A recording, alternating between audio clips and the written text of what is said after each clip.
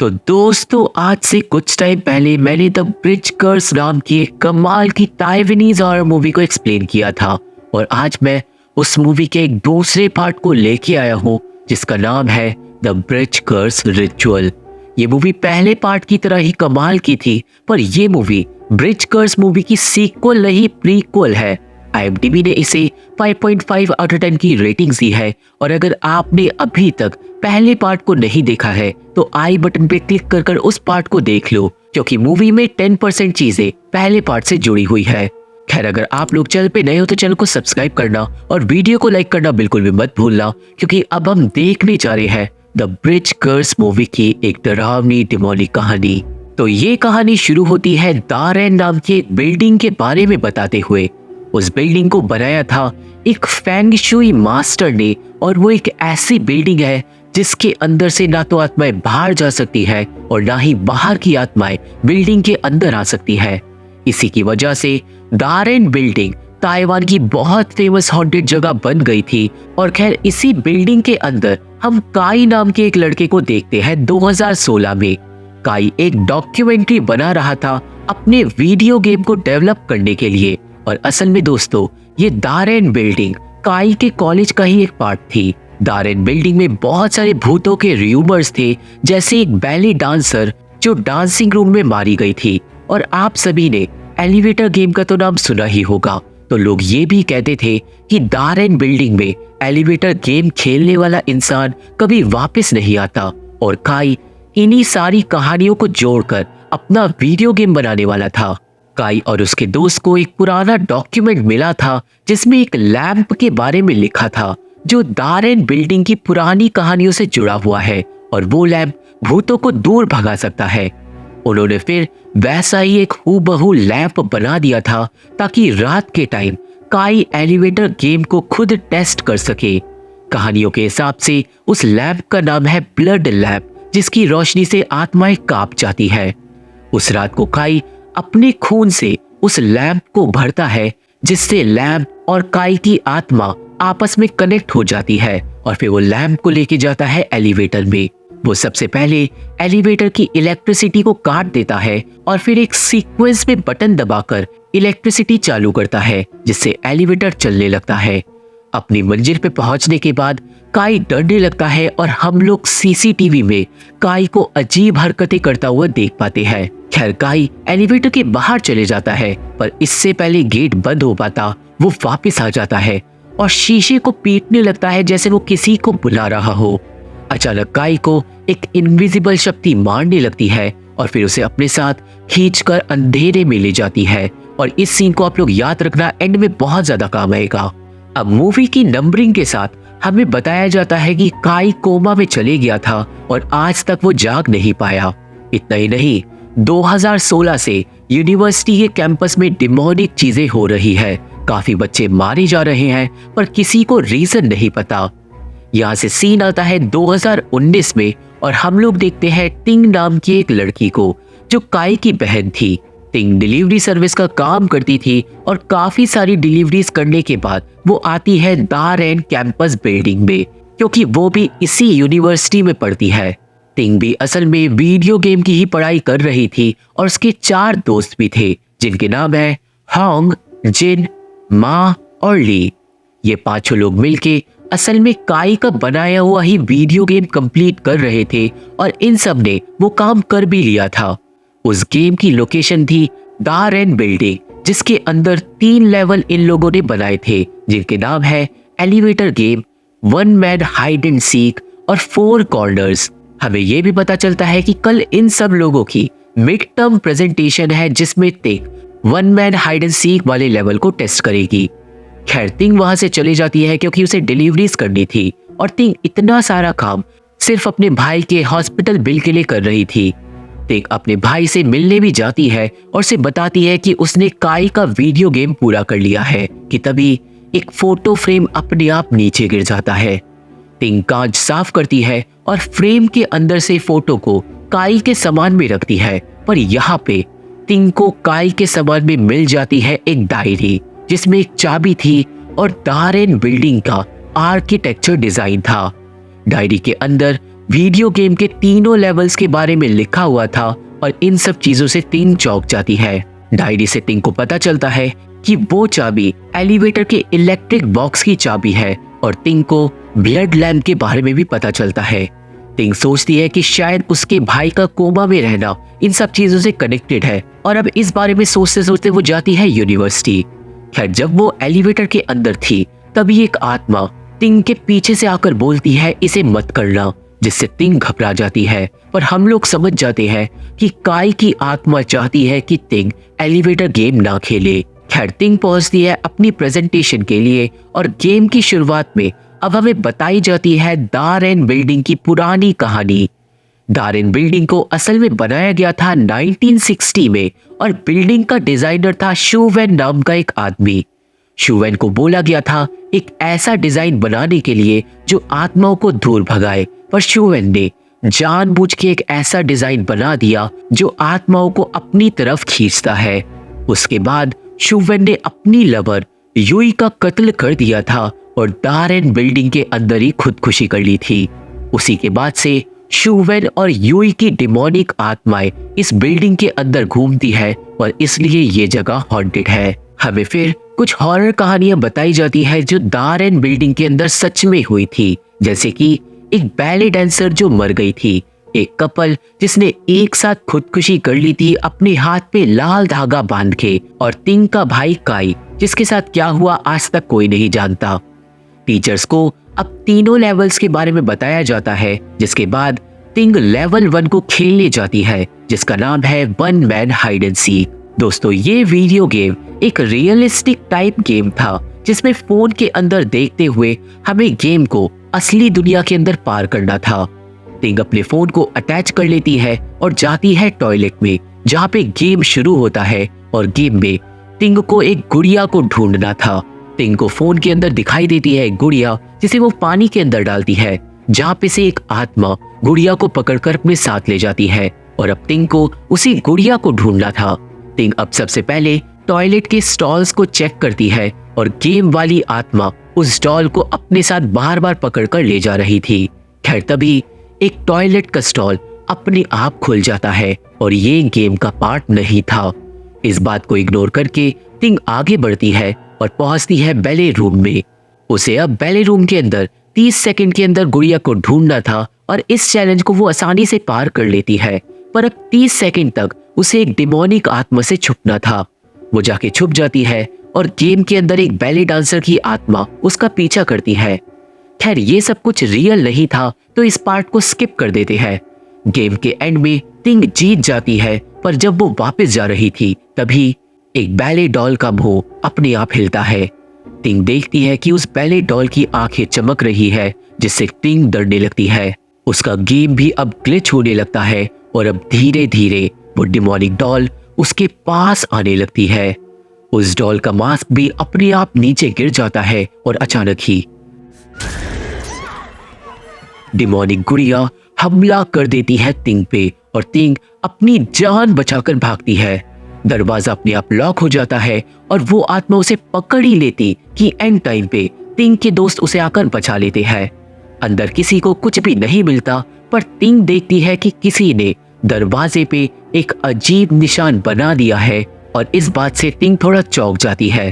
तभी वहां पे आ जाता है बिल्डिंग का गार्ड जो बच्चों को भगा देता है, पर बात इतनी सी नहीं थी, क्योंकि दोस्तों वो गार्ड और कोई नहीं चीते था ब्रिज कर्स के पहले पार्ट से, जो 2016 में जिंदा बच गया था। और हम सब जानते हैं कि चीते के अंदर अब ब्रिज कर्स वाली वो डिमोनिक आत्मा घुसी हुई है, पर वो 2019 में दारेन बिल्डिंग के अंदर कैसे आया ये हमें आगे पता चलेगा। खैर, जाने से पहले टिंग उस निशान की फोटो ले लेती है। टिंग इस सब के बाद जाती है हॉस्पिटल में काई के पास और वो वहां करती है कुछ रिसर्च, जिससे उसे पता चलता है कि वो जो निशान दरवाजे पे बना हुआ था वो दर्शा रहा है कि आत्माएं एक स्पेसिफिक टाइम के अंदर फंसी हुई है। और दोस्तों, इससे टिंग समझ जाती है कि कोई आत्मा किसी टाइमलाइन में फंसी हुई है जो टिंग से मदद मांग रही थी। यहाँ पे टिंग पुरानी बातें याद करने लगती है और हमें पता चलता है कि टिंग और काई का पापा बहुत ज्यादा अब्यूसिव था और वो दोनों को खूब मारता था, पर काई अपनी बहन को हमेशा बचाता था। टिंग आगे और ज्यादा रिसर्च करती है और उसे पता चलता है कि एक आत्मा अगर किसी टाइम के अंदर फंस गई है तो अगर उस आत्मा का शरीर सही सलामत है तो आत्मा को बचाकर शरीर को जिंदा करा जा सकता है। ये सोच के टिंग को लगता है कि शायद उसके भाई काई की आत्मा दूसरी दुनिया में फंसी हुई है और जो निशान गेट पे बनाया था वो शायद काई की आत्मा ने ही बनाया होगा। टिंग ऑब्वियसली अब जाती है एलिवेटर गेम खेलने के लिए ताकि वो अपने भाई को ढूंढ सके। एलिवेटर में पहुंच के वो चाबी का इस्तेमाल करती है और बिल्कुल वही सब करती है जो काई ने करा था।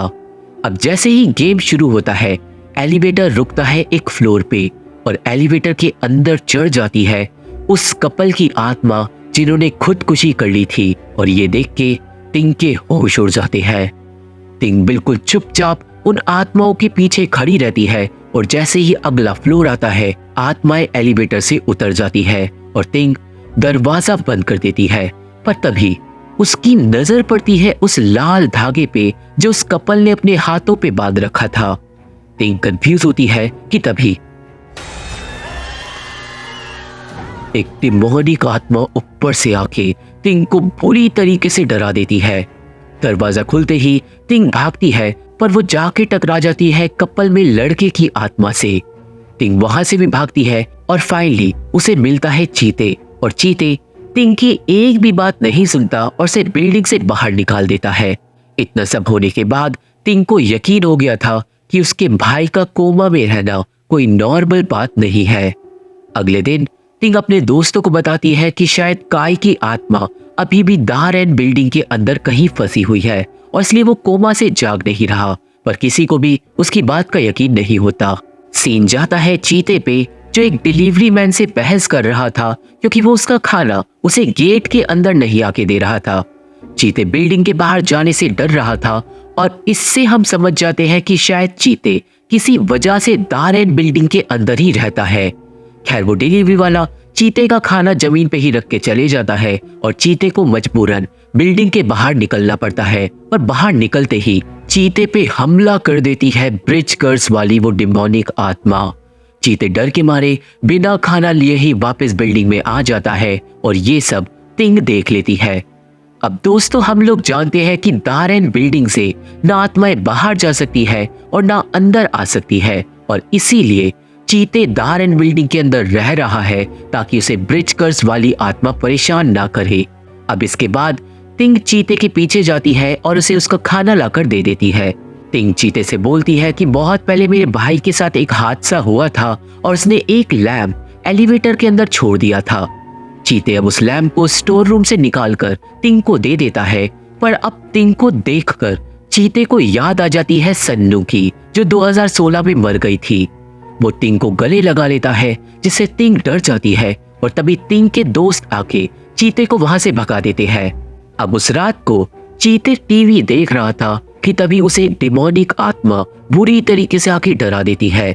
चीते डर के मारे भाग जाता है, पर हम लोगों को पता चलता है कि ये सब बस एक प्रैंक था जो टिंग के दोस्त चीते के साथ कर रहे थे क्योंकि टिंग को चीते ने गले लगाया था बिना पूछे।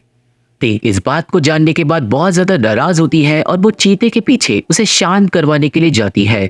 वही चीते भागते भागते दारेन बिल्डिंग के बाहर निकल जाता है और उसे तुरंत ब्रिज कर्स वाली डिमोनिक आत्मा की आवाज आने लगती है। भागते भागते चीते रोड पे गिर जाता है जिसके बाद उसे लगता है कि वो पहुंच गया है उसी शैतानी ब्रिज पे। वो ब्रिज की सीढ़ियों पे भागने लगता है पर डिमोनिक आत्मा उसे पकड़कर अपने साथ खींच के ले जाती है। इसके बाद चीते को दिखाई देने लगता है वो सीन जिसमें सन्नू को पोजेस्ड सिनियाओ ने मार डाला था। डिमोनिक सिनियाओ फिर वही खून से सनी हुई ईंट चीते को देने लगती है और चीते को पकड़ लेती है वो आत्मा जो उसका गला दबाने लगती है। एंड टाइम पे चीते को आकर बचा लेती है टिंग और चीते अब रोने लगता है ये बोल के कि वो आत्मा मुझे खुदकुशी भी नहीं करने देती। अब आप लोगों को इस बात का मतलब पता होगा अगर आपने पहला पार्ट देख लिया है तो। खैर यहाँ पे टिंग चीते को समझाती है कि मरने से किसी भी प्रॉब्लम का सोल्यूशन नहीं निकलेगा, जिसके बाद चीते वापस दारेन बिल्डिंग के अंदर चले जाता है और अब वो टिंग को अपनी सारी कहानी बता देता है। चीते ने अपने कमरे के अंदर सन्नू और सिनियाओ की श्राइन भी बना रखी थी, क्योंकि उन्हीं दोनों की वजह से चीते आज जिंदा है।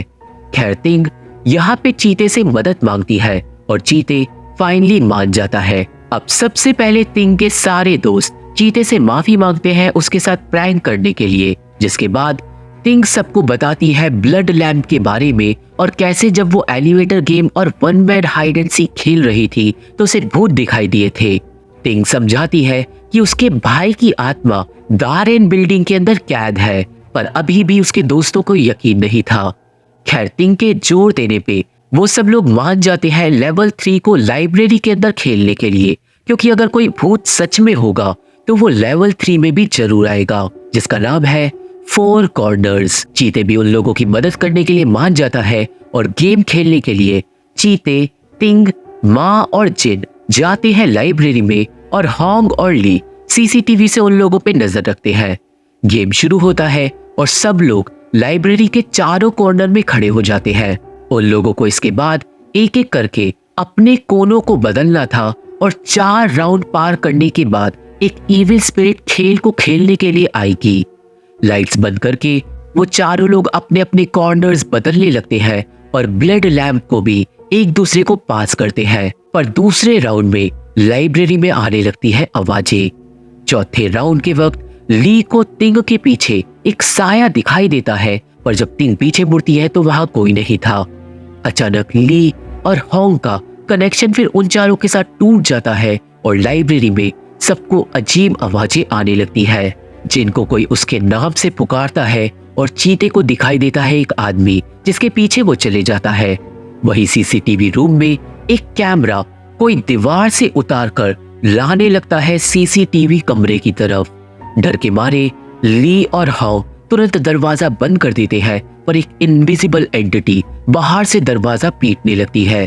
दूसरी तरफ लाइब्रेरी में तिंग अब गायब हो गई थी और सब लोग उसे ही ढूंढ रहे थे कि तभी तिंग आती है और माँ को पकड़कर रोने लगती है।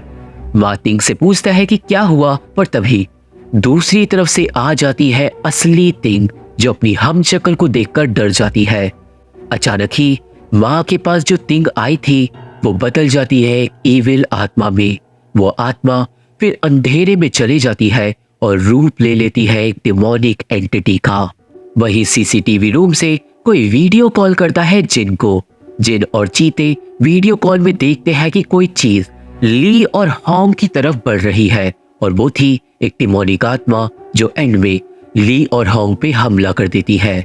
वही अब लाइब्रेरी में शेल्फ के पास से बाहर आता है वो डीमन, जो असल में डीमन नहीं, शू वैन की डिमोनिक आत्मा थी जिसने इस बिल्डिंग को बनाया था।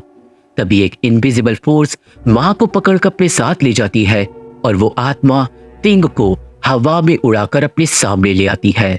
जिन और चीते पे भी इनविजिबल शक्तियां हमला कर देती है, पर चीते देख लेता है तिंग को, जिसे वो डिमोनिक आत्मा अब मार रही थी।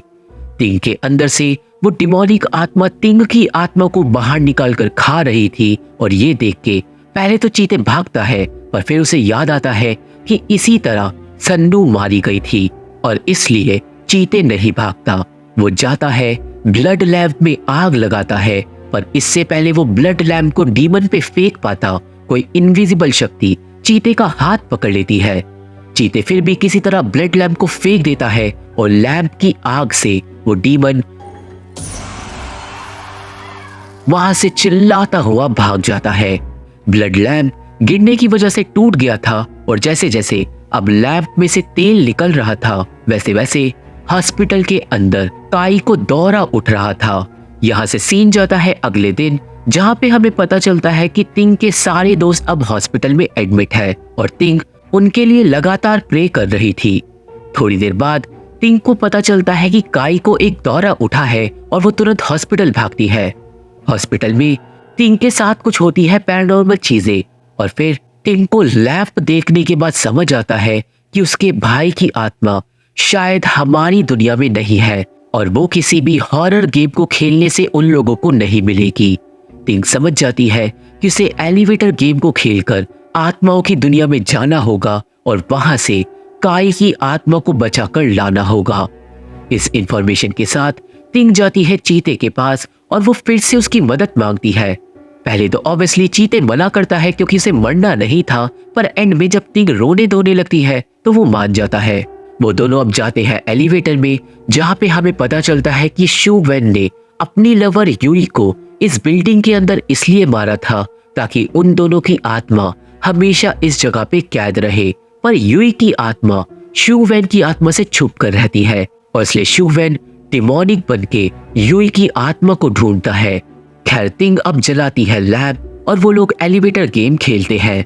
थोड़ी ही देर में वो लोग पहुंच जाते हैं आत्माओं की दुनिया में और अब वो आगे बढ़ते हैं काई को ढूंढने के लिए।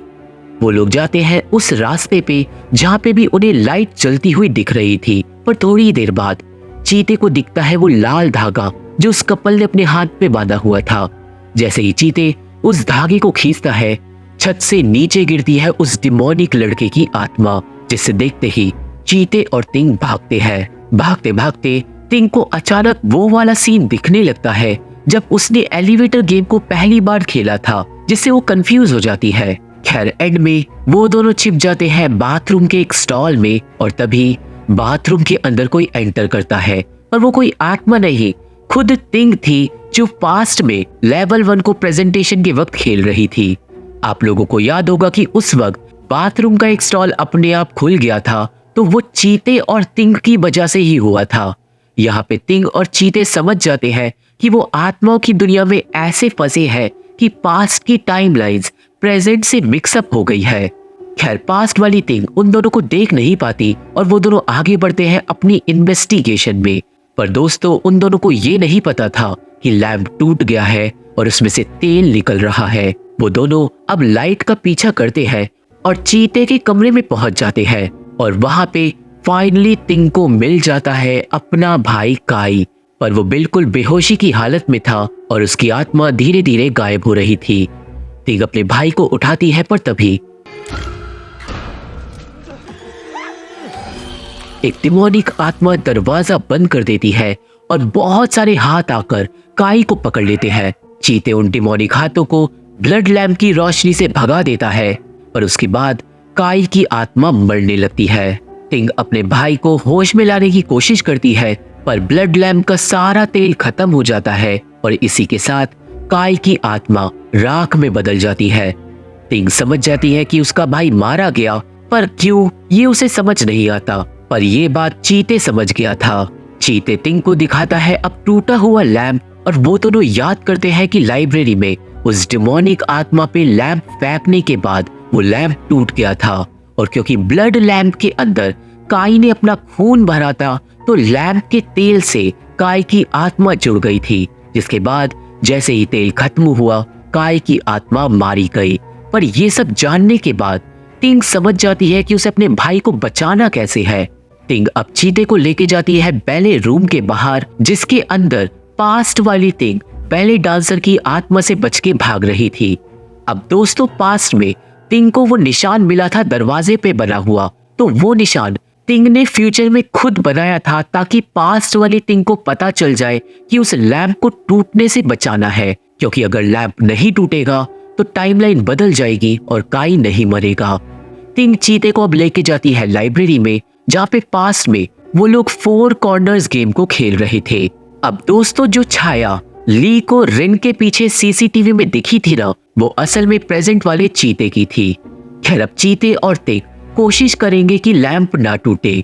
वो दोनों जाते हैं उस टाइम पे जब चीते ने लैंप को जलाकर डिमोनिक आत्मा पे फेंका था, पर इससे पहले चीते लैंप को फेंक पाता, प्रेजेंट वाली तिंग चीते का हाथ पकड़ लेती है। खैर चीते फिर भी लैंप फेंक देता है, पर इस बार इससे पहले लैंप टूट पाता, प्रेजेंट वाला चीते उस लैंप को पकड़ लेता है। अब लैंप तो बच जाता है, पर डिमोनिक शूवेन वहां से डर के नहीं भागता, बल्कि में वो प्रेजेंट वाले चीते के पीछे पड़ जाता है। तभी तिंग पीछे से बोलती है कि मैं जानती हूँ यूई कहाँ पे है, और वो आत्मा चीते को छोड़कर तिंग के पीछे भाग जाती है। तिंग उस आत्मा से बच के भाग ही रही थी कि सामने से आकर उसे शूवेन पकड़ लेता है और वो तिंग को मार ही डालता कि एंड टाइम पे आ जाता है उसका भाई काई, जो जिंदा हो गया था क्योंकि लैंप नहीं टूटा और टाइमलाइन चेंज हो गई। काई अब अपनी बहन को बचा लेता है और शूवेन की आत्मा को लैंप की लाइट से भगा देता है। दोनों ही भाई बहन और चीते वापस अब भागते हैं एलिवेटर की तरफ, पर इससे पहले वो लोग एलिवेटर से असली दुनिया में लौट पाते, वो डिमोनिक आत्मा टिंग को कैद कर देती है शीशे के अंदर।